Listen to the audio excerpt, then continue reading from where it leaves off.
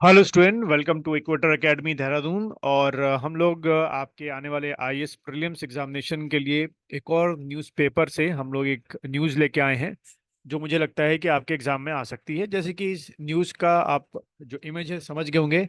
इसमें मेन तौर पे जो आपका आर्टिकल 355 है, ठीक है, आर्टिकल 355, उसके बारे में इस जो न्यूज़पेपर है आपका, उसमें डिस्कस किया गया है। तो चलिए उसमें से कुछ फैक्ट्स को मैंने बाहर निकाला और डिस्कस करते हैं क्या क्या चीज़ें हैं जो आपको आनी चाहिए। तो सबसे पहले अगर हम देखें, जो इस न्यूज़ में लिखा था कि India is a federation with governments at the centre and state, ठीक है। लेकिन हम लोग पूरी तरीके से कह सकते हो कि 100% जो फेडरलिज्म है उसको इतना फॉलो नहीं करते हैं। हम लोग मेन तौर पे जो आपका फॉलो अप है वो आपका एक तरीके का सीडो फेडरलिज्म को फॉलो अप करते हैं, ठीक है। देन आपका जैसे कि हमारे पास कितने शेड्यूल हैं आपके, 12 शेड्यूल है। उसमें 7 शेड्यूल में क्या है बच्चों, division of power between centre and state या union and state.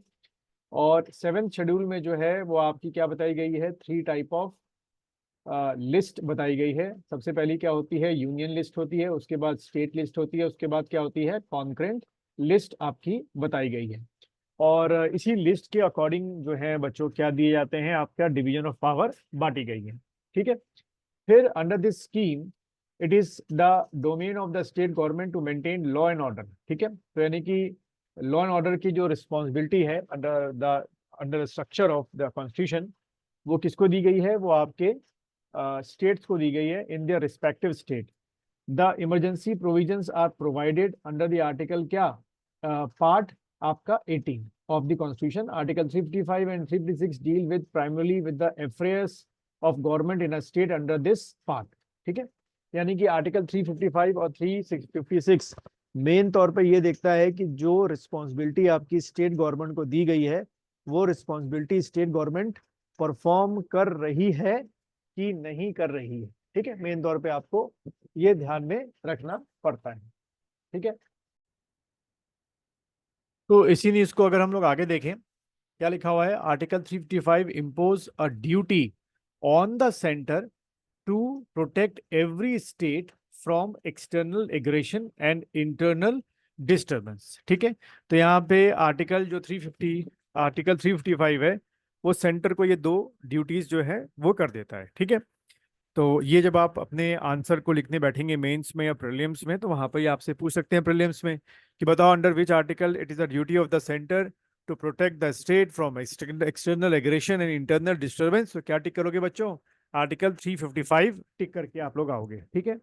Centre should ensure that every state government operate according to the constitution, ठीक है। ये भी सेंटर की रिस्पॉन्सिबिलिटी फिर आपकी हो गई कि भाई हर एक स्टेट जो है रिस्पॉन्सिबिलिटी लेके काम करे। लेकिन दूसरी तरफ आपका क्या लिखा हुआ है कि in the US and Australia federal government functions also involve protecting states their constitutions to not contain provision for removing state government, ठीक है। तो वो तो नहीं है, बट हमारे यहाँ एक तरीके की क्या प्रोविजन है अंडर द आर्टिकल 356 कि जब भी आपकी ऐसी कोई नौबत आती है जहाँ पे स्टेट गवर्नमेंट जो है not working according to the constitution है, तो वहाँ पे सेंटर को ये एम्पावर किया गया है कि वो with the help of the president उस स्टेट गवर्नमेंट को टेम्परेरी तौर पे या परमानेंट तौर पे क्या कर सकता है, सीज कर सकता है, ठीक है। दूसरी तरफ जो हमारे doctor B R Ambedkar ji थे, explain the purpose of article 355, साफ साफ देखो उन्होंने क्या कहा था। इसको आप लोग अपना कोटेशन देके लिख सकते हैं कि this statement has been given by the doctor B R Ambedkar about the article 355। क्या लिखा हुआ है, keeping in mind the federal character of our polity, that if the center is to interfere in the state's administration under Article 356, it must be by or under some obligations with the Constitution imposed on the center, ठीक है।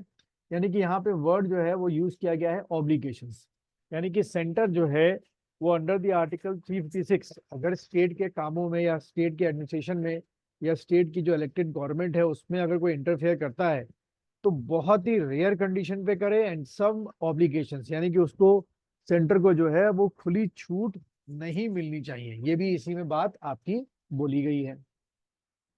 उसके बाद it was only after Supreme Court ये categorical judgement in the S R Bommai case that such misuse was restricted, ठीक है।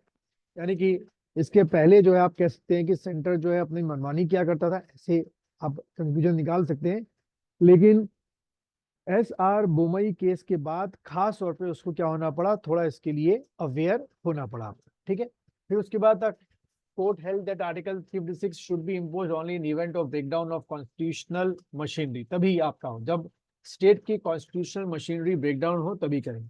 फिर आप ये बच्चों आपके केसेस हैं, इसका रेफरेंस जो है अपने मेंस के एग्जाम में लिख सकते हैं, जैसे कि Naga people movement of human right versus union of India. इसमें भी आर्टिकल 355 को कहा गया है कि बहुत रेयर कंडीशन में ही आपका इसका 56 का यूज किया जाए।